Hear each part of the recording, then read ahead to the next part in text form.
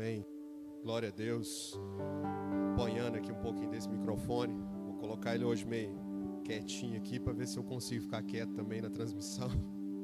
A vontade que a gente tem é de ficar andando aqui, mas atrapalha na câmera. E aí eu vou fazer esse teste aqui hoje aqui. Eu acredito que vai dar certo, em nome de Jesus. Mas bom dia a todos, paz e graça. Que o Senhor realmente possa estar falando contigo já hoje, desde os primeiros louvores, desde a palavra de dízimo. Aliás, Deus já está falando com você desde a hora que você acordou, a hora que Ele disse para você que você tem mais um sopro de vida, que você tem mais um dia na presença do Senhor. Que em nome de Jesus, que isso possa se estender nesses momentos agora, que isso possa se estender durante esses dias, aonde nós temos buscado a resposta do Senhor, e Deus tem falado com a sua igreja. Somente aqueles que não querem ouvir, não têm ouvido a voz do Senhor, mas Deus tem falado com a sua igreja. Que em nome de Jesus, que Ele possa nos usar aqui agora, para também falar com você. Antes de eu entrar aqui na palavra, gostaria de dizer para você que, como o Moisés disse, nós estamos com muita saudade das reuniões presenciais, não só pela movimentação, mas por rever os irmãos. Amanhã nós vamos ter uma reunião do nosso conselho local, aonde nós já vamos começar a buscar em Deus uma data para que a gente possa voltar a fazer as reuniões públicas, e de que maneira que nós vamos fazer isso também, sem que isso comprometa a comunidade. É aquilo que eu sempre tenho dito: nós precisamos mensurar quando é hora de sacrificar e quando que é a hora de abençoar. Então, muitas vezes, por precipitação, por um certo apavoramento da igreja, por voltar às suas atividades, às vezes o benefício acaba virando um dano. Mas amanhã nós vamos nos reunir. Nós cremos que Deus já vai dar uma data, para que a gente possa colocar essa data em oração e que a gente possa voltar aos poucos, dentro de todas as normas que forem estabelecidas, para que a igreja possa voltar a ter os seus cultos presenciais, que possa voltar a reunir os irmãos, para que a vida possa ir voltando à sua normalidade. E nós cremos que isso será muito em breve, irmãos. Nós já estamos passando essa tempestade, nós entramos nela, estamos caminhando agora. Eu acredito que agora esse mês nós estamos caminhando para começar a sair dela, e que em nome de Jesus, que Deus abrevie esses dias, para que a gente possa entender a mensagem do Senhor. Amém? Queria te convidar a abrir a sua Bíblia agora num texto do Evangelho de Lucas, Lucas capítulo 14, a partir do versículo 25. Lucas 14, a partir do versículo 25, é a continuação do texto que eu preguei na quinta-feira, e eu queria terminar de compartilhar essa mensagem com os irmãos, concluir aquilo que Deus fala tão claramente nesse texto. E Lucas 14, a partir do versículo 25, diz assim: certa vez ia com ele grande multidão. Voltando, disse-lhes: se alguém vier a mim e não deixar pai e mãe, e mulher, e filhos, e irmãos, e até mesmo a sua própria vida, não pode ser meu discípulo. Qualquer que não tomar a sua cruz e não vier após mim, não poderá ser meu discípulo. Se algum de vós está querendo construir uma torre, não se assenta primeiro a fazer as contas dos gastos, para ver o que tem que acabar, para que não aconteça que, depois de haver colocado os alicerces e não a podendo acabar, todos os que virem comecem a zombar dele, dizendo: este homem começou a construir e não pôde acabar. Ou qual é o rei que, indo para combater outro rei, não se assenta primeiro para calcular se com 10.000 pode enfrentar ao que vem contra ele com 20.000? Se não puder enfrentá-lo, estando o outro ainda longe, manda embaixadores e propõe-lhe a cor de paz. Da mesma forma, qualquer de vós que não renunciar a tudo o que tem, não pode ser meu discípulo. Bom é o sal, mas se tornar insípido, como recuperar-lhe o sabor? Nem presta para a terra, nem para o adubo, é jogado fora. Quem tem ouvidos para ouvir, ouça. Irmãos, eu quero compartilhar com vocês hoje aqui nessa manhã a respeito de renúncia. Essa palavra tão forte, essa palavra que muitas vezes é deixada passar em branco na nossa vida, por não sabermos o contexto real, a chave que essa palavra é, para que se abra as portas do reino de Deus, para que os filhos de Deus possam entrar em plenitude nesse lugar. A renúncia, ela tem que fazer parte da vida cristã, porque a nossa vida com Cristo, ela é baseada, ela é medida conforme a nossa capacidade de renunciar aquilo que são os desejos da nossa carne, aquilo que são as vontades da nossa alma, para que uma só voz possa estar soando na nossa vida, que é a voz do nosso espírito.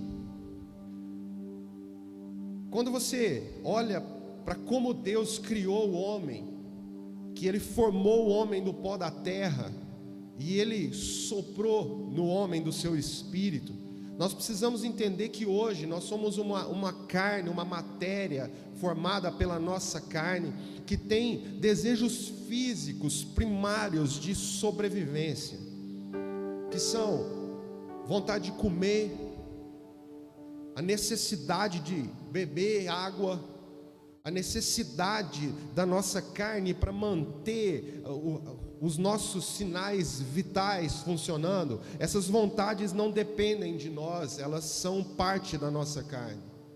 Mas a nossa carne também sofre influências do desejo da nossa alma. E a nossa alma, ela quer satisfazer os prazeres de se viver como se tivéssemos somente essa vida nessa terra. E essa luta, ela não é somente entre a alma e a carne, mas ela é principalmente entre a nossa alma e o Espírito de Deus. Porque para viver no Espírito, eu preciso aprender a renunciar os desejos da minha alma, para que ela não governe a minha carne.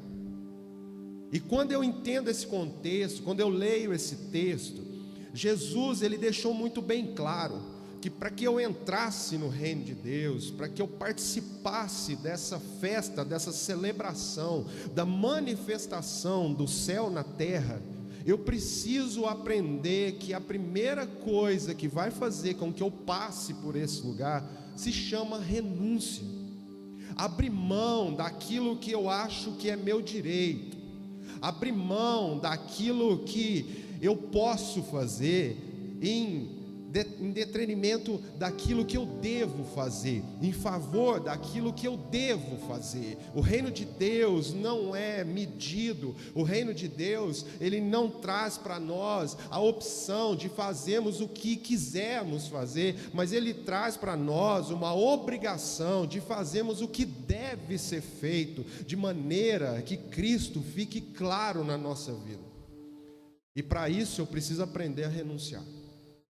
No texto que nós lemos aqui, nós vemos que, em primeiro lugar, Jesus já disse que aquele que não deixa o pai, não deixa a mãe, não deixa os irmãos, esse não pode ser os meus discípulos, esse não pode ser o meu discípulo, não pode ser um discípulo.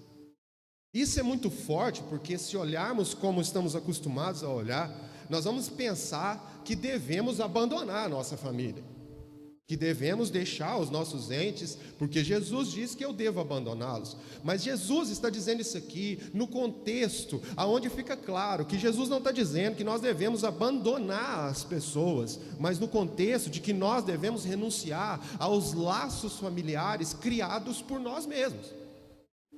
São laços familiares que não têm a ver com a família proposta por Deus, porque os nossos laços de sangue, Os nossos laços genéticos não podem sobrepor aquilo que está debaixo do sangue de Cristo, aquilo que nos colocou de volta no entendimento de que Deus quis ter uma família, e essa família sou eu e sou você. Quando Deus disse para Abraão: sai da tua terra e sai da tua parentela, Abraão levou consigo esposa. Abraão acabou levando consigo alguém até que Deus tinha dito para não levar, mas ele acabou levando o seu sobrinho logo. Mas Deus não estava dizendo para Abraão que ele tinha que abandonar a esposa, que ele tinha que sair caminhando como um errante, sem ninguém. Não, Deus estava querendo trabalhar essa ideia a partir de Abraão, para que essa ideia viesse para nós hoje, como entendimento de quem somos em Cristo Jesus como família. Uma família que Deus disse para Abraão: em ti serão benditas todas as famílias da terra. Então todas as famílias da terra, elas já partem de um início, de um pré-suposto, de uma vontade de Deus, de se ter uma família que começou a ser formada a partir de Abraão. Então quando Jesus fala, renuncie, quem não deixa seu pai, não deixa sua mãe, não deixa os seus irmãos, esse não pode ser meu discípulo. Jesus está deixando claro para nós que a nossa maneira de conduzir a nossa família precisa ser mudada, precisa ser trocada.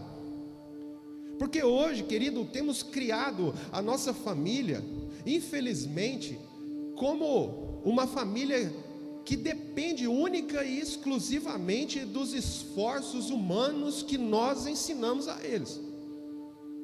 Ensinamos para os nossos filhos que eles precisam estudar muito, ensinamos para os nossos filhos que eles precisam ser alguém de destaque na sociedade, que eles precisam ter uma formatura, precisam ter um lugar, um título, que precisam ter dinheiro, e com isso estamos ensinando para os nossos filhos que eles são reconhecidos no mundo a partir daquilo que eles têm e não a partir daquilo que eles são. São esses laços de família que Deus está dizendo que vocês precisam deixar, porque vocês precisam conduzir a família de vocês como uma família em Cristo, uma família de Deus. Porque, irmãos, quando nós olhamos hoje para as maneiras com que conduzimos as nossas casas, a maneira com que tratamos os nossos filhos vai ditar como que eles vão entender o mundo para que eles sejam. Quando nós olhamos para a maneira com que um pai trata uma filha, vai dizer tudo se essa menina vai querer ter um marido ou se ela jamais vai querer ter um casamento. Porque se esse pai é ausente, se esse pai é ganancioso, se o tempo todo ele empenha os seus esforços somente para dizer: olha, eu supri vocês financeiramente, eu supri vocês nas necessidades básicas de vocês, de comida, de vestuário, de status. Se esse pai, ele se porta assim mediante os seus filhos, mas ele não tem afeto, ele não tem proximidade, ele não tem contato, ele não tem cumplicidade com os filhos, ele está criando uma família que não tem nada a ver com a família de Deus. Ele está criando uma família que vai se tornar mais um clã egoísta. E isso, quando a gente traz para o âmbito da igreja, quando nós trazemos isso e colocamos isso como um espelho diante da liderança eclesiástica hoje, composta na maioria das igrejas, nós vemos que isso se torna algo muito real e muito praticado, para nossa tristeza. Aonde pessoas hoje estão desviadas da igreja, pessoas não querem mais saber de igreja. Eu conheço muitos que não querem mais conviver no meio daquilo que se chamam de igreja, porque viram os seus líderes, pastores, apóstolos, reverendos, chame-os do que achar que tem que chamar, daquilo que você achar que realmente são, mas viram muitos desses homens dizerem para os nossos filhos aquilo que eles não deveriam fazer, aquilo que eles deveriam deixar de ser, aquilo que eles deveriam colocar como uma vida diante do Senhor para que fossem testemunhos. Nós vimos muitas vezes eles dizerem isso para os nossos filhos, mas nós vimos os filhos deles fazendo exatamente o contrário do que eles dizem para ser feito. E isso, querido, deixa eu dizer uma coisa para você, não é uma obrigatoriedade. Um pastor, um líder de igreja, ele não tem a obrigação de colocar uma família perfeita diante das pessoas, mas ele precisa pelo menos ser sincero, ele precisa pelo menos ser verdadeiro, de dizer: existe uma verdade a se cumprir, ao qual é muito difícil de se cumprir essa verdade, inclusive na minha casa, para que quando os filhos, as esposas, os maridos não conseguirem trazer a realidade, a família de Deus por algum momento difícil, não envergonhe a mensagem do Evangelho, porque se colocaram como pessoas perfeitas, e que não são. Então Jesus deixa claro a primeira coisa: renuncie os laços de família que vocês estão praticando, aí vocês podem se tornar meus discípulos. E quando nós olhamos para o versículo 27 do texto que nós lemos, nós vemos que Jesus disse o seguinte: qualquer que não tomar a sua cruz e não vier após mim, não pode ser meu discípulo. Jesus estava dizendo acerca da renúncia ao amor próprio, porque Jesus não disse que ele ia tomar a minha cruz, mas ele disse: se você quiser ser meu discípulo, se você achar que você deve ser o meu discípulo, se você entender esse evangelho como uma caminhada comigo, de maneira que você me reconheça naquilo que eu faço, mediante aquilo que eu digo, mas que você se torne alguém que pratique as mesmas coisas que eu estou praticando, então eu digo uma coisa para você que hoje, eu não vim carregar a sua cruz, eu vim trazer um modelo para você, aonde você carrega a sua cruz, aonde você abre mão do seu amor próprio, assim como Deus na sua plenitude, como Deus no todo o poderio de Deus, abriu mão daquilo que Ele era, se esvaziou, não por amor a Ele mesmo, mas por amor a mim e a você. Deus renunciou o seu trono no céu, renunciou o seu poder por um tempo, para que Ele viesse e trouxesse para nós um modelo de caminhada cristã, que trouxesse para nós uma direção segundo aquilo que Ele fez, mas para ensinar, para dizer para nós que a partir de agora nós devemos tomar a nossa cruz, nós devemos carregar o símbolo do nosso sacrifício. Nós precisamos deixar claro para as pessoas, quando olharem para uma igreja cristã, que as pessoas não têm que ver em nós somente carros novos, contas rechonchudas, não tem que ver em nós casas, mansões, não tem que ver em nós uma vida 100% feliz, livre de tudo, porque isso não é uma verdade dos dias na terra, dos dias em que vivemos aqui nessa terra, apesar de acharmos que Deus é para isso. Mas o Senhor deixa claro: se alguém quiser reconhecer Cristo em você, Ele precisa ver algo em você. E não são as suas vitórias triunfalistas de gente egoísta, mas é alguém que renunciou a esses desejos e que colocou uma cruz nas costas para seguir Jesus. Porque para segui-lo, ele disse: toma a tua cruz, abre mão do teu amor próprio.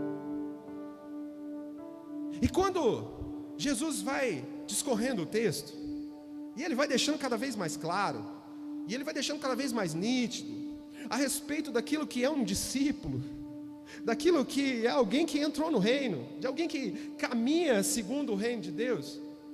Ele vai deixando isso mais claro, quando ele vai dizendo para nós, como ele disse a partir do versículo 28, quando ele disse que aquele que não se assenta para fazer conta, aquele que vai edificar uma torre, mas ele não se assenta para fazer conta, Jesus está falando a respeito da avaliação do custo da entrada no reino. Deixa Deus falar com você agora. A salvação é uma proposta gratuita. A salvação é uma proposta explícita, escancarada, colocada para que toda a humanidade visse quando Deus crucificou o seu Filho, para que esse sacrifício colocasse em você uma proposta de salvação, gratuita, uma porta que faz você mudar de lugar. Entrar na salvação, entra-se por um lugar chamado graça, entra-se por um lugar aonde é um favor que nós não merecíamos, por conta da nossa natureza caída.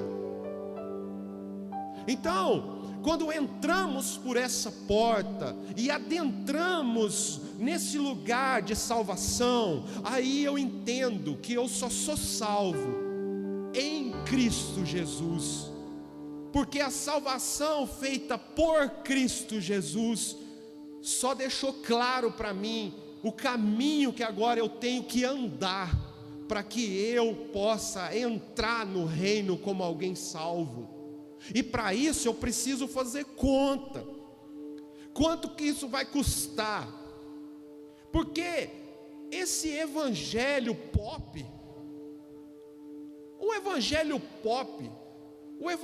só do evento, o evangelho só da festa, o evangelho só da aglomeração histérica, esse evangelho não é o evangelho de Jesus. Pode se reunir no lugar onde tenha um bom som? Pode. Tem problema cantarmos louvores bem elaborados? Não tem. Tem problema usar recursos tecnológicos para a pregação do evangelho? Não, não tem. Então aonde está o problema? O problema está em achar que isso é o evangelho. Isso não é o evangelho. Isso são meios de comunicação. Mas o evangelho é aquele que te custa. É aquele que diz para você: a salvação é de graça, mas entrar no reino te custa tudo. Viver no reino te custa tudo. Não dá para dizer que eu sou de Cristo vivendo as mesmas práticas, ou pelo menos sem tentar sair disso, sem sair desse lugar. A nossa caminhada com Cristo, ela precisa fazer com que nós nos movimentemos no sentido de sair disso. E para isso eu preciso saber que isso vai me custar antes de eu entrar. Por isso tantos escândalos. Por isso a igreja carrega hoje esse rótulo.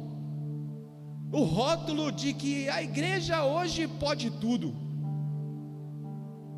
Uma igreja que não se preocupa com as alianças que estão fazendo, não se preocupa em entrar em meios corruptos sem ter a certeza de quanto isso vai te custar, porque vai custar de você um posicionamento que pode custar a tua vida. Precisamos entender quanto isso me custa.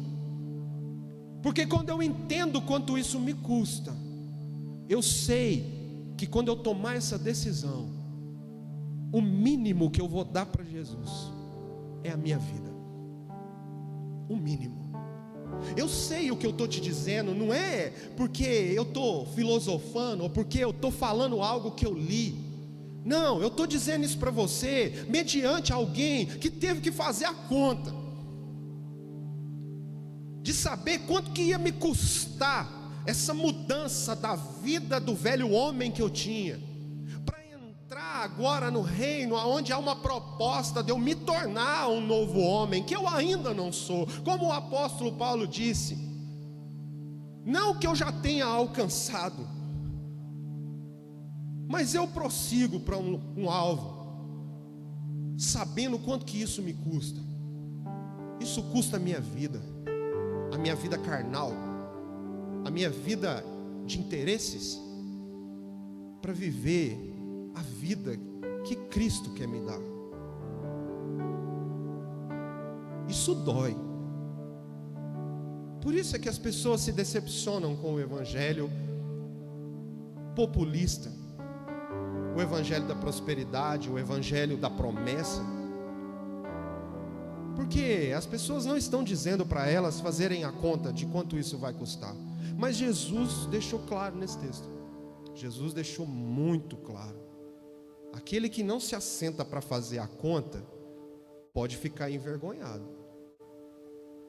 E quando Jesus vai para o versículo 33 desse texto que nós lemos, Jesus fala algo profundamente pertinente para os dias de hoje.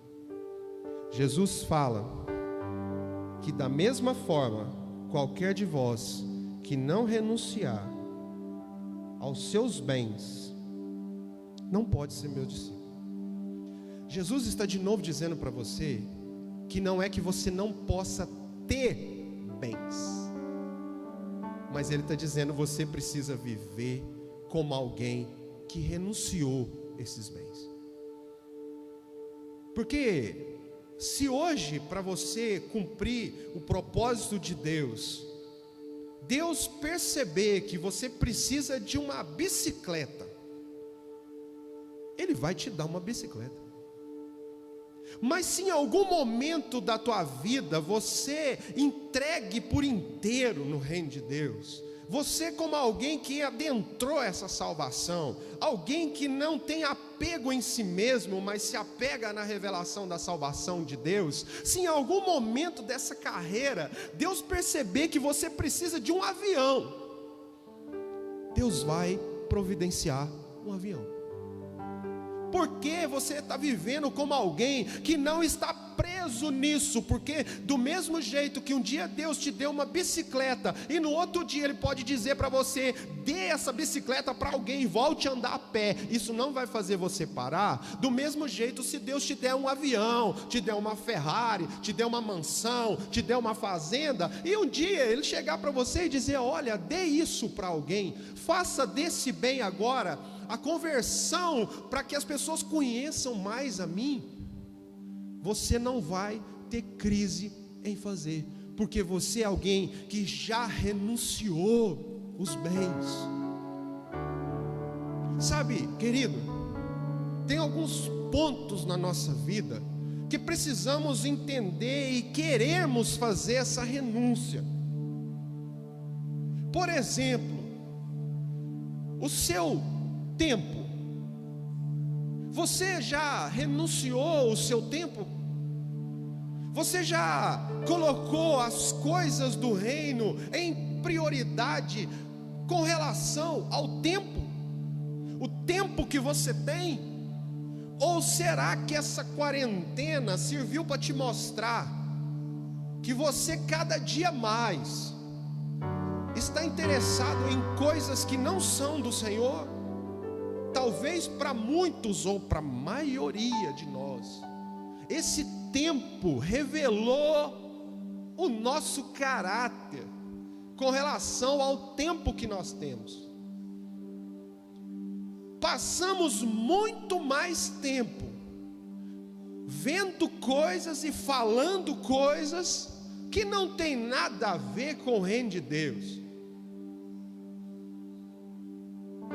deixando muitas vezes de ouvir a palavra, meditar na palavra, ler da palavra, para assistir live sertaneja, ou de pagode. Nada contra, irmão, nada contra os artistas que desenvolvem os dons, segundo aquilo que eles entendem, deveriam usar para o reino de Deus. Vou deixar isso aqui bem claro. Mas até então, o problema não está neles. Estão fazendo o que sempre fizeram. O problema está em nós, que nos dizíamos igreja, mas que se tiver que escolher entre ouvir uma palavra e ver uma live sertaneja, eu prefiro ver a live sertaneja.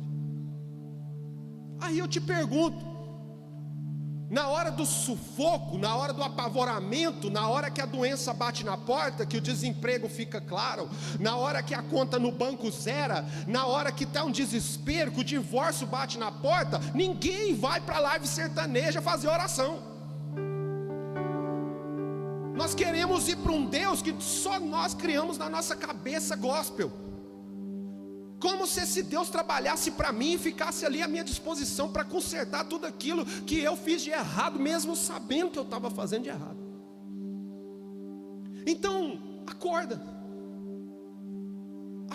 para os dias, renuncia o teu tempo de qualidade com outras coisas e transforma esse tempo em tempo de qualidade com Jesus. Com Jesus. Porque se há uma salvação em nós, é olharmos para Jesus naquilo que Ele é. Renuncia, querido, o teu dinheiro, renuncia a tua condição financeira, não deixa isso te consumir, não deixa isso ser o pilar da tua vida. Renuncia. Diga, eu posso ter dinheiro como eu posso não ter dinheiro, como o apóstolo Paulo disse, eu me alegro, em tudo eu me alegro. Posso estar pobre, nu, e posso estar rico e bem abastado. Eu suporto tudo, porque eu sou uma pessoa que não muda mediante a isso, porque eu já renunciei a essas coisas para abraçar a única coisa que interessa, para abraçar o Evangelho de Jesus. Então, se eu tenho dinheiro, eu penso quem eu posso ajudar. Se eu não tenho dinheiro, eu sei que Deus está providenciando alguém para me ajudar. Mas de todas as maneiras, o apóstolo Paulo disse: posso todas as coisas naquele que me fortalece. Renuncia. E para a gente completar essa mensagem, quando nós lemos o versículo 34 e 35, Jesus faz uma menção acerca do sal, e ele diz no versículo 34: bom é o sal, mas se tornar insípido, como recuperar-lhe o sabor? Jesus estava dizendo que nós somos como o sal, e o papel do sal é levar sabor. O papel do sal é mudar a realidade daquilo ao qual ele é colocado. Não tem como você pegar uma carne e colocar sal na carne sem que essa carne fique com gosto de sal. Não é o sal que pega o gosto da carne, é a carne que fica com o gosto de sal. O sal interfere na carne, o sal modifica aquela carne. Assim somos nós. Se um cristão não consegue mudar o ambiente aonde ele está inserido, aliás, se esse cristão, ele é influenciado pelo meio aonde ele vive, esse cristão perdeu o sabor. Ele não é mais um sal que salga, ele não é um sal que transforma, ele é alguém sem sabor, que vai pegar o gosto dos lugares aonde ele está inserido. E nesses dias eu tenho ficado muito preocupado, porque muita gente está pegando o gosto dos lugares aonde estão ficando, porque não tem mais a reunião pública. Mas deixa eu dizer uma coisa para você: esse Espírito foi soprado em você. Não é a igreja que te deu, não é a reunião pública que fazia você segurar só os seus hábitos. Esse Espírito está dentro de você e te transforma em alguém que muda o ambiente, alguém que muda a família, alguém que muda a empresa onde trabalha, alguém que não sofre a pressão externa, porque tem uma pressão interna muito maior, uma pressão de dentro para fora muito maior do que uma pressão de fora para dentro. Somos pressionados o tempo todo. Por isso que o mundo hoje está em depressão. O que é depressão? É algo que não suportou uma pressão e entrou em depressão. Então as pressões de fora, as pressões do mundo, essas pressões não vão parar de existir. Cada dia mais teremos mais aflições. Os dias são maus, a Bíblia já disse, o apóstolo Paulo escreveu que nos últimos dias os homens seriam avarentos, desejosos de si mesmos, soberbos. Ele já escreveu isso há mais de 2000 anos atrás. A pressão não vai acabar, a pressão vai continuar. Mas o que vai fazer com que a igreja não entre em depressão? É se dentro dela tiver a convicção, um espírito estabelecido, alguém que está alicerçado em Deus e que tem saltando de dentro para fora uma vida de Cristo. E essa pressão de dentro para fora vai fazer com que as pressões de fora não mudem aquilo que nós somos, mas que nós podemos mudar aquilo que as pessoas estão sendo. Em nome de Jesus, irmão. E Jesus encerrou esse texto dizendo que se o sal perdeu o sabor, ele perdeu a utilidade. Se a igreja perder o seu senso de dever em mudar a comunidade, se a igreja perder aquilo que Deus disse que nós seríamos, transformadores de mente. O apóstolo Paulo escreveu Romanos, ele escreveu em Romanos capítulo 12, no verso 2: não vos conformeis com esse mundo, mas sejam renovados pela transformação da sua mente.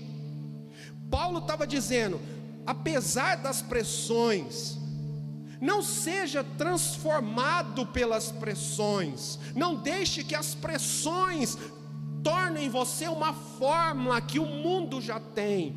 Não seja conformado, não tome essa forma, mas sejam transformados pela renovação do vosso entendimento, pela renovação de uma mente que agora é a mente de Cristo. Irmão, eu vejo muito em orações, as pessoas dizem, eu estou orando e pedindo a Deus uma mente de Cristo.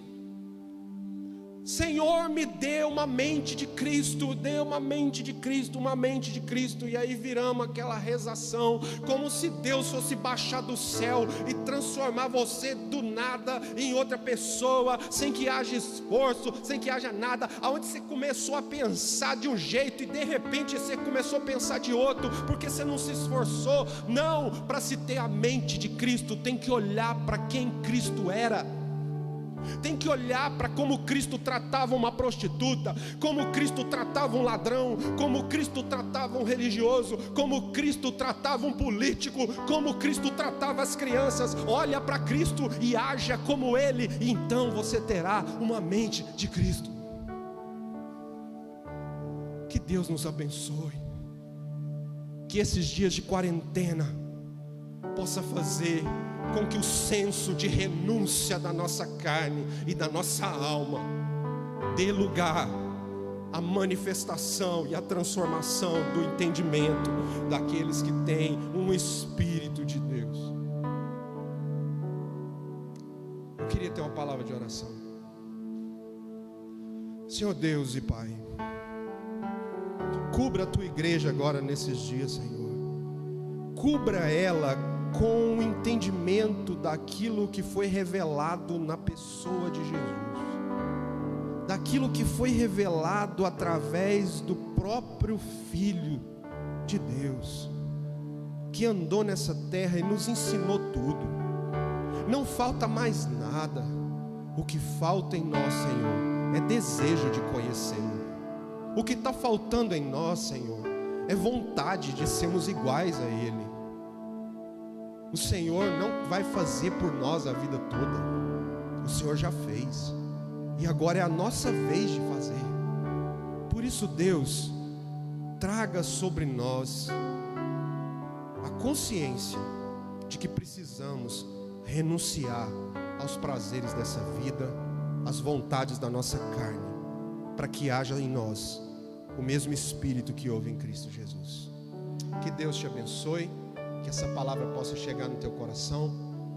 Hoje à tarde estaremos aqui novamente com mais um culto às 17 horas, e às 19h30 teremos mais um. Como eu disse aqui em vários cultos, não nos cansamos de pregar o Evangelho, porque o Evangelho é poder de transformação até que o Senhor venha.